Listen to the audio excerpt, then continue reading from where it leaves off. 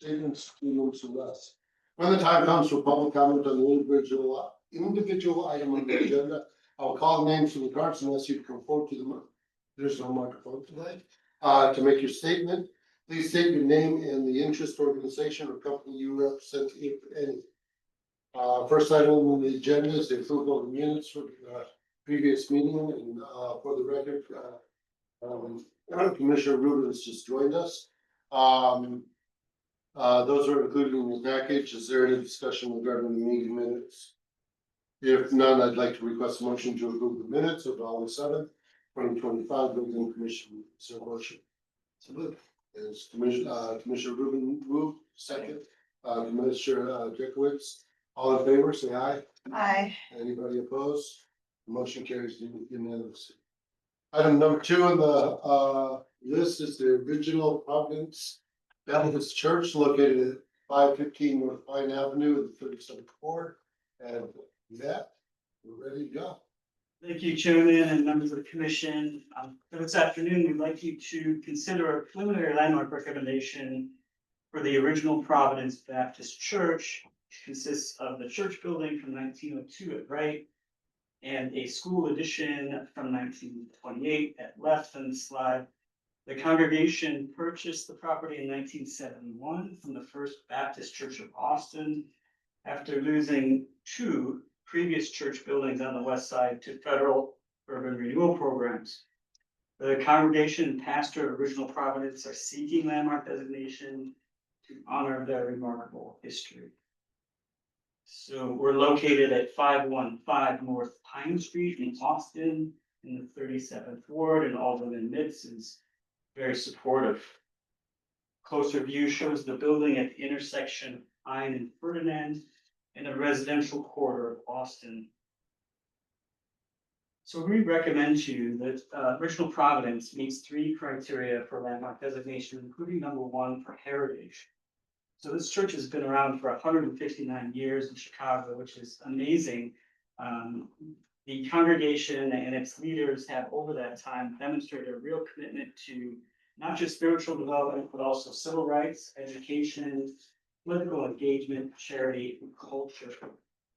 We also recommend it meets criteria 3 for a number of significant leaders who have led the foundation over time. We also believe that the 2 buildings designed in the Gothic revival will meet criterion 4 for architecture. It's a grainy photo, but it's pretty remarkable. Very early, probably 1880, if not before. It shows a gathering of the congregation in front of Providence Baptist First Church building, which was on a street called Irving Place, which is now Bell Avenue on the west side. This congregation traces its origins to 1863, when during the Civil War, a small group of African Americans met for worship in the Baptist tradition in the same neighborhood. In 1866, a year after the war ended, the congregation formally organized. It was made up of people who had escaped slavery and came to Chicago via the Underground Railroad, for those who had purchased their freedom. Providence holds the distinction of being the 3rd oldest Black church in Chicago and the 2nd oldest Black Baptist church.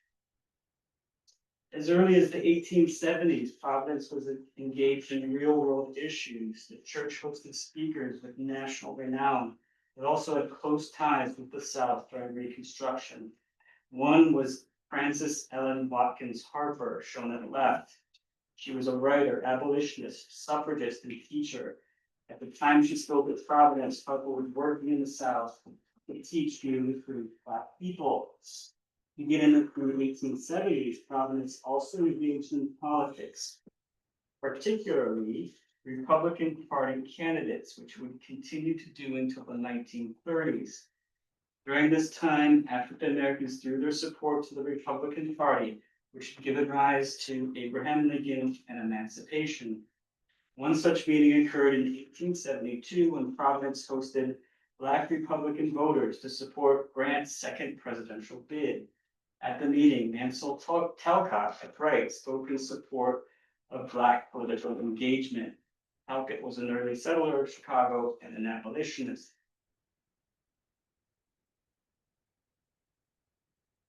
As I mentioned earlier, Providence had been blessed with some great leaders. One was Reverend Thomas Lewis Johnson, who led Providence from 1873 to 1876. Johnson led an inspiring life, and his time in Providence would be a springboard for him to pursue a lifelong dedication for mission work in Africa. Johnson spent the first 28 years of his life enslaved by a family named Brent in Virginia. During the Civil War, Brent sent Johnson to the battlefield to serve as a butler for one of their men serving in the Confederate Army. They also contracted Johnson's labor to hotels in Richmond, Virginia. At the end of the war, Johnson saw Richmond liberated by Union Major General Weitzel, who hired Johnson to serve as a steward in his dining room. It was the first time Johnson was paid for his labor. In search of opportunity, Johnson and his wife Henrietta left Virginia for Chicago in 1866. He found work in Kinsley's restaurant in the Opera House building and left. He quickly moved up the ranks at Kinsley's, from dishwasher to serving as chief steward in Kinsley's many restaurants and catering operations, particularly to the railroad. Here Johnson met and befriended some high-status Chicagoans, including George Pullman and Robert Lincoln, son of Abraham Lincoln. Johnson was apparently a very charismatic figure. As a young man back in Virginia, he adopted Christianity and the Baptist tradition, discerned a vocation to ministry. When he was not working at Kinsley's, Johnson nurtured his faith at Olivet Baptist Church, where he befriended the pastor there, Reverend De Baptiste, who became a spiritual advisor and a teacher. In 1869, De Baptiste encouraged Johnson to accept pastorship of a small Black Baptist congregation in then rural Denver, Colorado. After a few years in Denver, De Baptiste called Johnson back to Chicago to take the pulpit at Providence.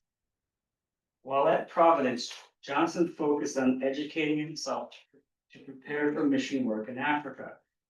Education was something that he always loved, but it was dangerous for him to pursue in slavery. Ironically, it was even more difficult, it seems, when he was freed and in Chicago.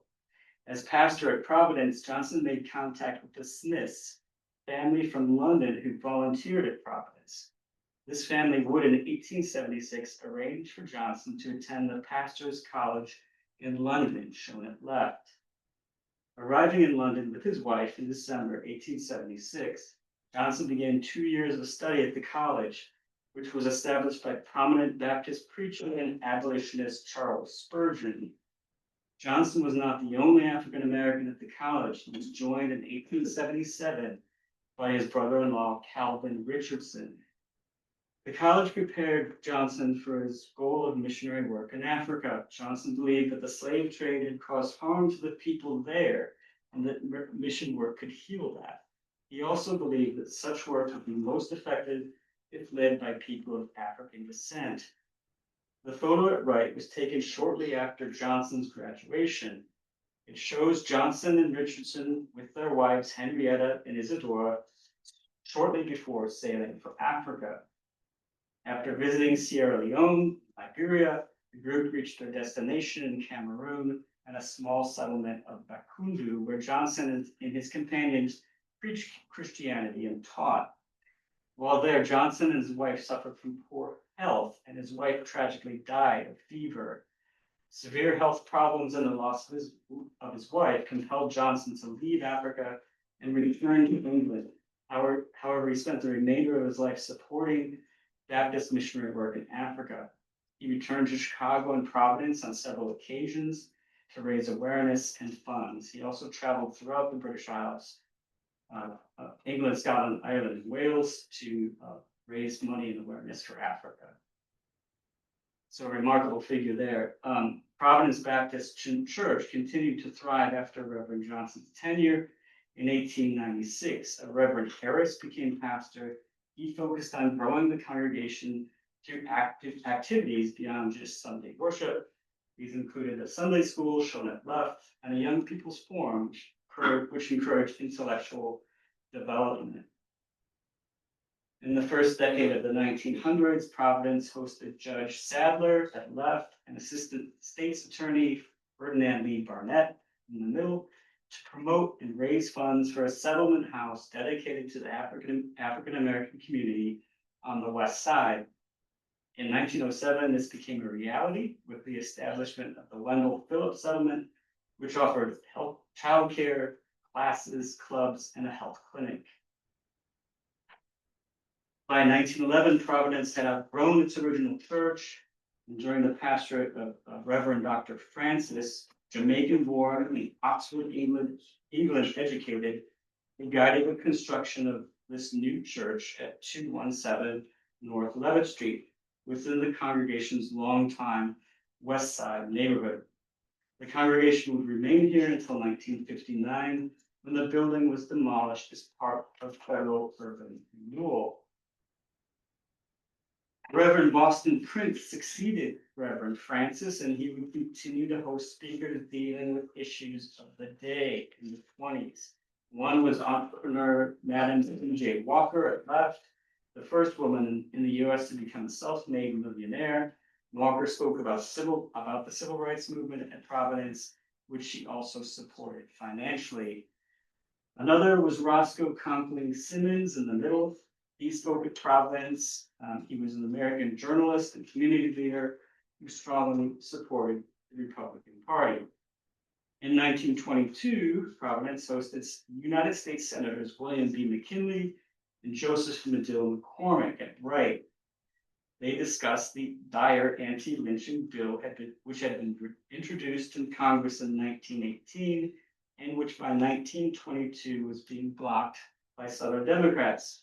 It would be a century before this legislation was passed 3 years ago.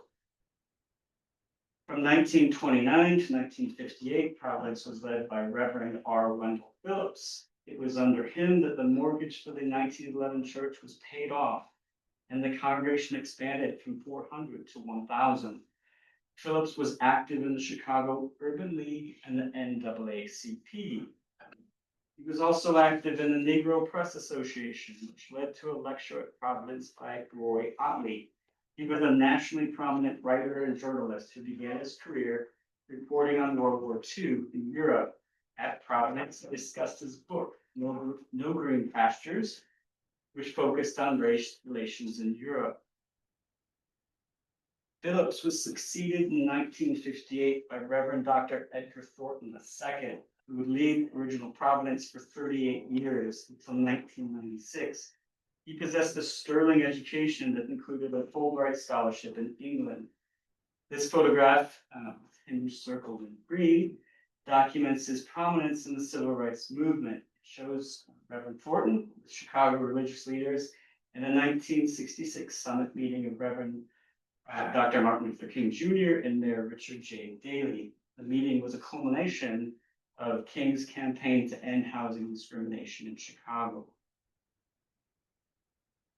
A testament to Thornton's leadership and the congregation's resilience was that they kept going through very, very difficult times. As I mentioned earlier, the congregation lost its Levitt Street Church to urban renewal in 1959.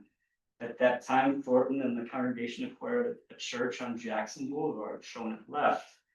In 1969, this church was lost again to urban renewal. Its demolition was documented in the photo at right. A more recent leader of note at Providence was Reverend Beverly Finley Gardner, who served from 2000 to 2009, and again in 2016. She was the first woman to be licensed to preach and ultimately ordained as a minister at Providence. She was a protege of Reverend Dr. Thornton, and she spent much of her life as a nurse. After the loss of the Jackson Boulevard Church in 1969, the congregation worshiped temporarily at another church on the west side before acquiring their current property in 1971 from the First Baptist Church in Austin. Here's the front of the church showing a Gothic and Tudor character. The composition is asymmetrical with multiple projecting gables and a low octagonal bay anchoring the corner of the building at left. Hand brick and coarse limestone create a picturesque character. The same character carries over to the side elevation on Pine Street. Of note is that very, very large stained glass window set in a Tudor arch which lights the sanctuary. And here is that space with a sloped floor and curved pews facing the pulpit and choir. The absence of columns in the space suggests a very innovative structural system. View of the balcony showing a design for the sanctuaries that optimizes views for the pulpit. Sunday school is an important aspect of Protestant worship, and to serve this purpose, the interior of the church was designed with this room. So the photo is taken from the Sunday school, and we're looking into the main sanctuary. And it's a little difficult to see, but at the top of those openings in the wall, there's coiled vertical shutters made of wood. They're in the up position now. But these could be lowered to separate the school from the sanctuary during portions of worship. The ability to flexibly connect and separate the school from the sanctuary was an innovation in Protestant architecture in America. And these churches are known as Akron plan churches because they were developed in that Ohio city in the mid-19th century. This is an early photograph of the 1902 church. Shows its unusual massing as designed by the architectural firm of Brown, Burton, and Davis, who specialized in Akron plan churches for Protestant congregations. My colleague John found a bunch of other examples, and you can see they're all variations on the same theme.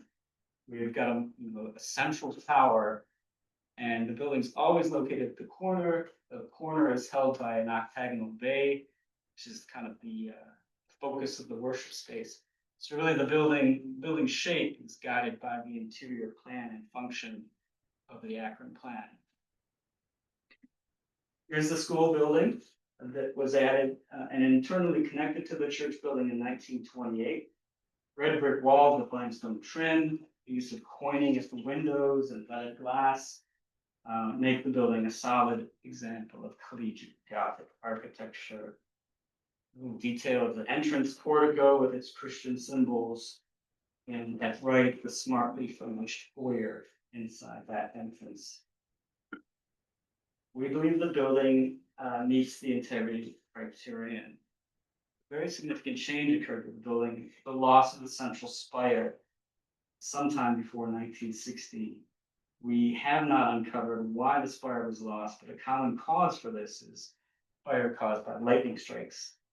We recommend that the loss of the spire does not impair the building's ability to convey its larger meaning and what it says about Providence as a congregation. So to conclude, we recommend that significant features be identified as all exterior elevations of both the church and school buildings. We expected Pastor Jones to attend. I don't believe he's here. But like I said there, we've met with them on multiple occasions, toured the building, and they understand the implications of it. So I'm happy to answer any questions. Thank you. Thank you, Matt. Does the commission have any questions for that? It's unfortunate that Pastor Jones is here. I will say that he's a bivocational pastor. He works for Chicago Public Schools. So give him that. The board, speak in this matter, please. Sure, yeah. So yes, commissioners, good afternoon. I'm Ward Miller. I'm the Richard H. Driehaus Executive Director of Preservation Chicago. We are very pleased to support this church and this landmark designation with this amazing history. We actually recommended or suggested this for landmark designation last calendar year. So it's wonderful to see this come up. We've worked with the pastor and Mr. Isaac Crothers and the stakeholders here to see this day through, and a wonderful landmark for Chicago's West Side. As oftentimes said, we don't have enough Chicago landmarks in this part of town, so it's really wonderful to see another building recognized. Thank you, Ward. Is there any further discussion on this item? If not, I'd like to request a motion to adopt the preliminary landmark recommendation for the original Providence Baptist Church located at 515 North Pine. So moved, Commissioner Burns. Is there a second? Second. Second, Commissioner Ponce. I'll do the roll call. Commissioner Jacqueline. Yes. Commissioner Boatright. Yes. Commissioner Rubin. Yes. Commissioner Tolliver. Yes. And I'm a yes as well. Motion carries unanimously. Next item on the agenda is the Class L property tax incentive application for a property located in the Fulton Randolph Market District. This property is located at 1032 West Fulton Market in the 27th ward. And Alish, all yours. Thank you, Chair. The current owner, Senator International Property LLC, is the applicant for this Class L incentive. Senator International is an office furniture design and manufacturing company based in Ohio. This location is meant to serve as a showroom for their Chicago market. The Fulton Randolph Landmark District was designated in 2015. The subject property, identified by the red star at the corner of Fulton Market and Carpenter, is a contributing building to the district. The opposite corner immediately to the right is the Google building, just for context. In this image, you're looking at the building's southeast corner. Fulton is to the left, and this broad elevation faces Carpenter. The three-story brick warehouse was designed in 1905 by architect Frederick Schott for Fred C. Beeson, who was once the president of the Chicago Veneer Company. Beeson owned multiple homes on West Midway Park in the Austin neighborhood, one of which was designated a Chicago landmark in 1999, and another at 5830 you saw presented last month for a preliminary landmark recommendation. This property in Fulton Market is where Beeson warehoused the wood veneers he imported for later sale. Currently, the building is vacant. The project will put the building back into use as the applicant's office furniture showroom.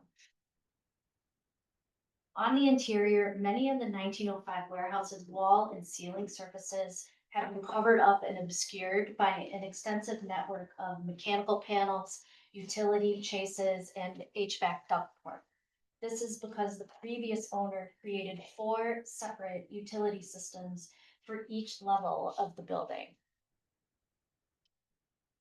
The formerly open timber frame interiors now have complicated ductwork, exposed conduit, and freestanding utility closets scattered across all levels.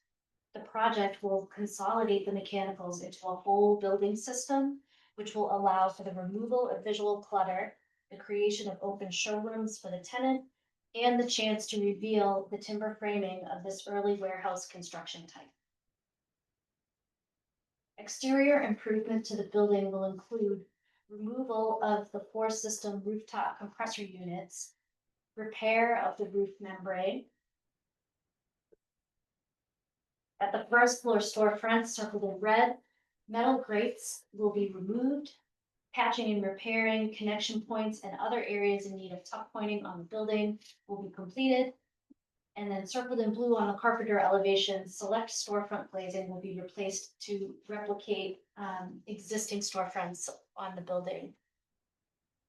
At the far northeast end of the building, a new door will be installed within the existing Carpenter Street entrance opening. The minimum Class L eligible rehab investment for this property, approximately $1.6 million. The applicant is investing $2.6 billion in the rehabilitation, and the total project budget is just over $4 billion.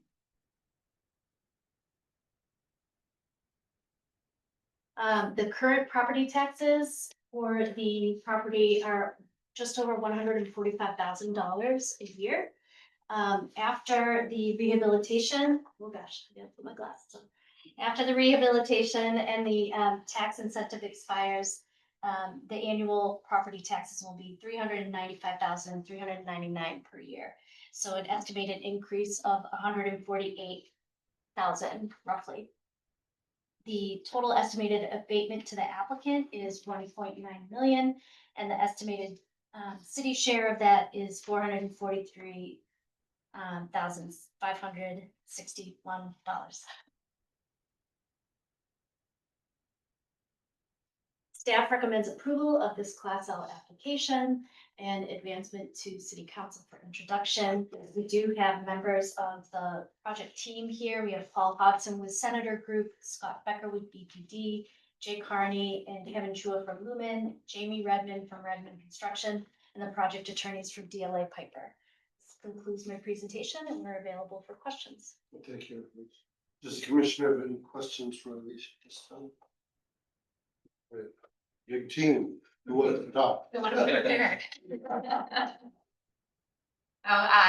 Jankydale from DLA Piper. We brought the whole team in case there were any questions and flew Paul in from London. But we're really excited about this project and setting up their headquarters here in Chicago in the Fulton Market District. But we're all here if there are any questions about the scope or construction. Thank you. Any questions for this group? Well, since you flew everyone in from around. Yeah. I do have a question regarding the HVAC, all that debt. So you're looking at removing all of the ductwork and turning, talk about that system. But We're just looking at consolidation so that there's not as many, so apologies, my name is Ryan Garcia with Farmers by Design. We're looking to consolidate the systems, there's 4 separate systems in there currently, so a lot of extra ductwork that we consolidated. You see less visual obstructions whenever you're looking from all the windows inside. So there'll still be ductwork, just a lot less of it. okay. And same thing with the electrical, there'll be a lot less electrical panels, a lot less furnaces. But you're also removing condenser units off the roof and Correct. so you'll have be replaced by it? Yeah, we'll have 2 RTUs up there instead of like, I think we have about 6 condenser units on the roof and then 4 separate units inside the buildings. Yeah, all that will get condensed down to 2 RTUs. Okay. Did you talk about, no window replacement though? In this one corner of the building. Let me see. So the photo on the left that you're seeing with the railings, Yeah. those non-functional railings will be removed. And then if you were to turn the corner right here to the right, that's the area of the building circled in blue in the Carpenter Street elevation above. The only difference is that right now, those glazing units have a dividing muntin in between and a mullion, and those will be replaced with a single pane of glass, which is found elsewhere on the building. And then when are you looking at occupancy? We would, sorry, Paul Hobson from Tata. So the plan at the moment is that the project would complete February next year. Then we would by then. As I say, just one thing, I think in terms of our purpose for the building, in a sense, is the top floor will be used as our North American headquarters. So we have a factory, as I say, up in Ohio. The plan is for the North American headquarters in Chicago on the 3rd floor. So 2 floors, showroom, and then the new bit and all the new staff that are going on the 3rd floor, which is in headquarters for North America. Wonderful. Just a follow-up question. So the first 2 floors will remain fairly open? Everything is going to be open. I mean, my primary driver, which is the problem I keep giving the architects behind me, they'll want to get back to the building. It's a wonderful building. For some strange reason, the previous owner covered in drywall, hid everything. So the aim is to get purely, as a business, we make furniture. So the building, what I want is a blank canvas, which is set. I want the purity of the building to come through. Yeah. Awesome. And you're gonna complete construction, you mentioned November. Well, hopefully we haven't talked about it yet. So, yeah, we'll get to so the plan is to begin late October. Obviously, I'm aware because I've been here, there's some temperature issues later in the year when it comes to doing building work. That said, we'll be ready. Thank you. Could you just repeat for us, and I have a follow-up question depending on the answer, who's the current owner of the building? Senator. Yeah, we own the building. Yeah. Okay, great, Yeah. thank you. Any other questions? Great. Thank you. Nobody signed up to speak unless you want to speak on this. So I guess I will. I will fill out a form. Mr. Chairman. So Ward Miller with Preservation Chicago. Just wanted to, again, talk about the power of landmarks here. This was a landmark district. It was a very hard landmark district to achieve along these streets, but I think you can see how landmarks do attract wonderful international businesses. And we'll commit to restoring this building, restoring the interior spaces. It's an investment in this landmark district, and it's wonderful to have a North American headquarters here in this district. So we need more of these landmarks. Thank you. Thank you, Mr. Miller. If there's no further discussion, I'd like to request a motion to approve the recommendation to City Council for the Class L property tax incentive for 1032 West Fulton Market. Is there a motion? Yes. Commissioner Jekowitz, is there a second? Second? Second, Commissioner Boatright. Commissioner Burns, Yes. Commissioner Polce, Yes. Commissioner Rubin, Yes. Commissioner Tolliver. Yes. I'm a yes as well. It's unanimous. The motion carries. Congratulations.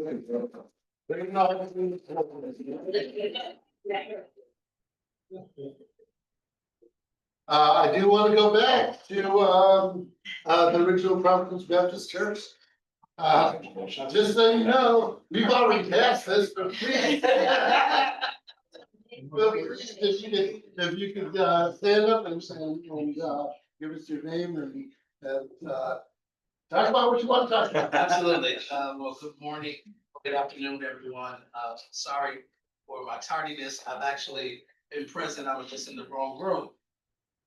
So I'm grateful and glad to be here today. I have alongside me, Vice Trustee, Chairman's Ministry, Trustee Sharon Marquette Malone. And we are just here and excited about this opportunity to present it today and approve, as you stated, for consideration for landmark status.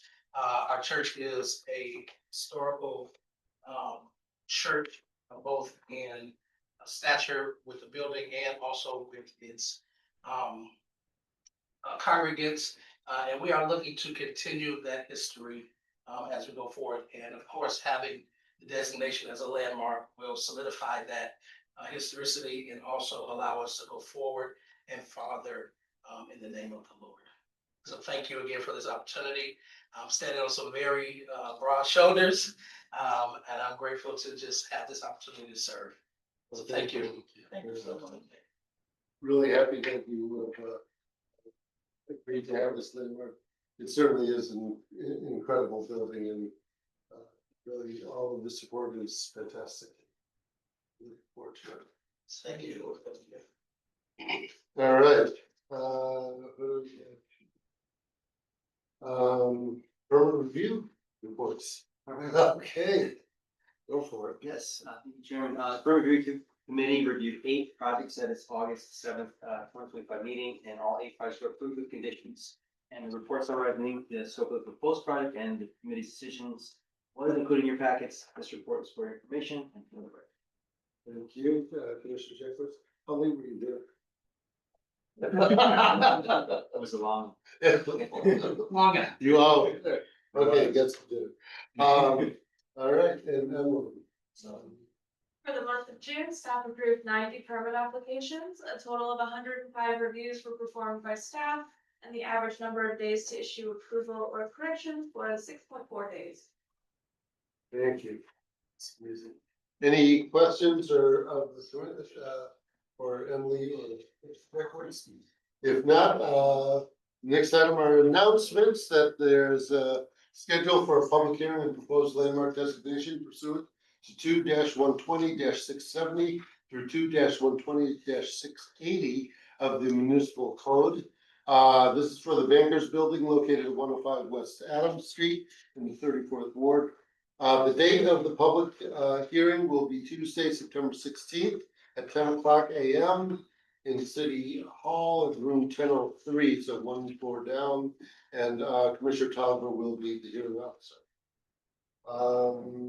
Also, the program committee's review of suggestions received from the public for Chicago landmark designation and nominations to the National Register of Historic Places will be held on Thursday, September 18th at 11 a.m. Also, City Hall, room 1003A.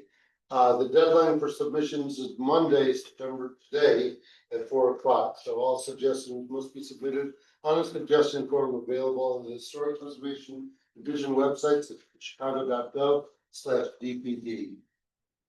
And no further business. I'd like to request a motion to adjourn. Is there a motion? Only a second, Commissioner Chickwitz, all in favor? Aye. Anybody opposed? The motion carries. Commissioner Chickwitz, for The review committee will begin on time. all right. Thank you.